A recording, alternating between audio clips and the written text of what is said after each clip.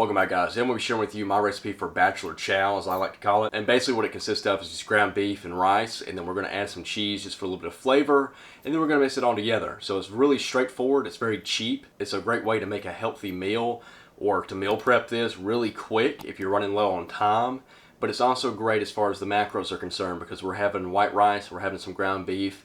You can also supplement this with some chicken, some steak. If you want to do that, you just make a protein bowl instead. But for the price, you can't beat it when you go with ground beef because it's going to be way cheaper. I did get the lean ground beef, so we're going to have less calories and more protein coming in from getting the lean.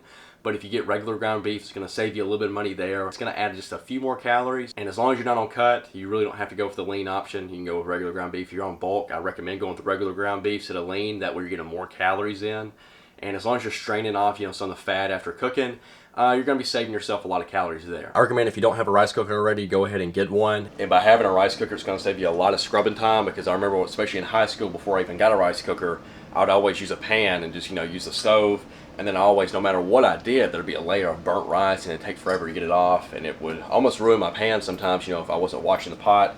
And it was going and there wasn't enough water in it to cook the rice. And not only does it help because you don't really have to watch it, you can just throw it in here, let it go, and then you can go about cooking the meat and doing the other prep you have left to do while your rice is cooking.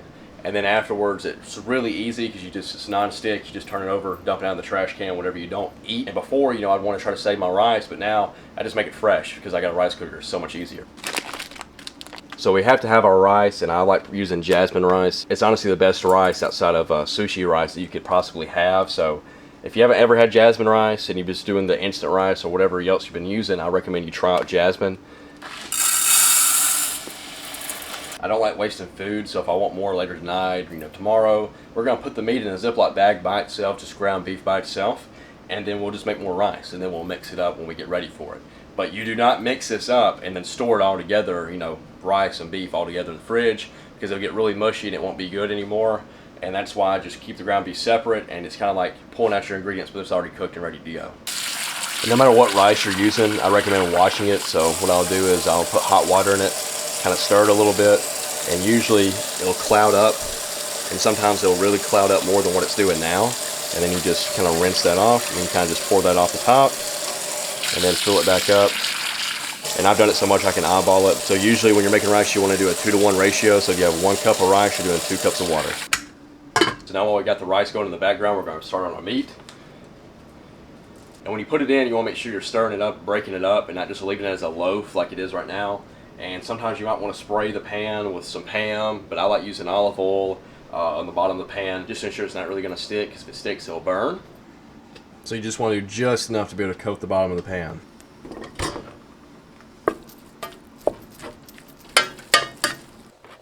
So when it looks like half of it's starting to brown at least, that's when I start seasoning, and I kind of like mine to have a little bit of spice. So I'm going to add some Slappy Mama, then I'll add some salt, some pepper. And another benefit of making these bowls is if you don't want a bowl, you can get a soft tortilla, and you can basically make a wrap. You can make a little burrito with this, or like a soft taco if you want to have some lettuce in it or whatever. But it's very versatile, just having this ground beef and, being able to make some rice and put some cheese in it. So you can either eat it like a bowl, which is normally what I do to save some calories, save a little bit of carbs. But there are days where I want to break it up and I'm tired of having bowls. But this is what's got me through college, not only because of how cheap it is, but how good the macros are. And this was a lifesaver, especially during the bulk, because without the lean ground beef, you can get a ton of calories from just regular ground beef. For the ground beef being done, we're going to stop the heat and we're just going to pull it off and let it simmer for a little bit. There's a bit of rice, it's 1 cup. Then we're going to add another cup, and it's going to be our beef.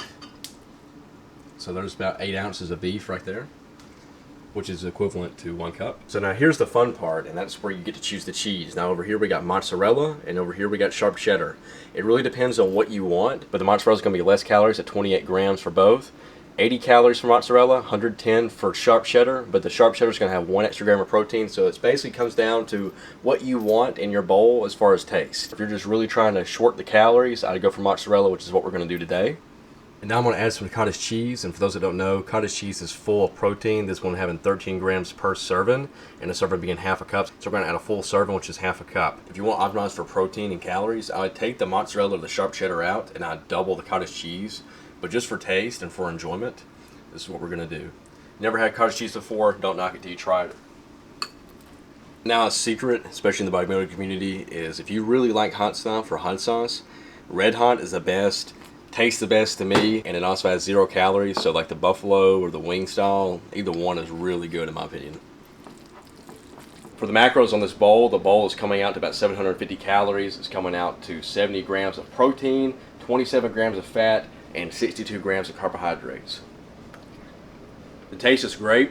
Sometimes, I'll slice up avocado, put it in here. Make the bowl yours, customize it a little bit, fit it to your macros and your caloric needs. If you make it taste good for you, you won't have no trouble getting it down, especially if you're bulking, trying to force it down, or even on a cut. You want to be making something that's nutritious and, macro dense, but you also want to be making something that you enjoy. And understand, as being bodybuilders, powerlifters, and fitness enthusiasts, we always can't have what we enjoy. If you have something that can fit the macros and the calories, by all means add it. Now for me, I like making one massive bowl, but this is kind of 2 servings in one. I did a double scoop of beef and I did a double scoop of rice. But if you only do half a cup of rice and half a cup of beef, it's going to save you some calories. So for a bowl that's 1 serving, it's going to be closer to 470 calories, 45 grams of protein, 34 grams of carbohydrates, and about 19 grams of fat. If you guys try out my recipe, let me know in the comments down below. If you got one to share for yourself, go ahead, feel free to comment it. Hope you guys have a good morning, a good night whenever you're watching this, and I'll see you in the next one.